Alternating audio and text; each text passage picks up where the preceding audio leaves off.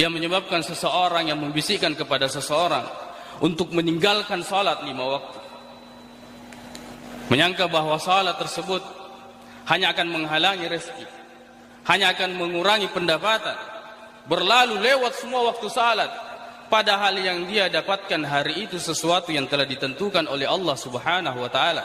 Dia jalankan salat atau dia tidak kerjakan salat, yang dia makan, yang dia masukkan di dalam perutnya, yang dia simpan hari itu adalah sesuatu yang telah ditentukan oleh Allah, tidak bertambah dan tidak berkurang. Syaitan alladhi yuwaswisu fi sudurin nas. Syaitanlah yang telah membisikkan di dalam hati kita, hati manusia. Syaitan yang telah menjanjikan kepada kalian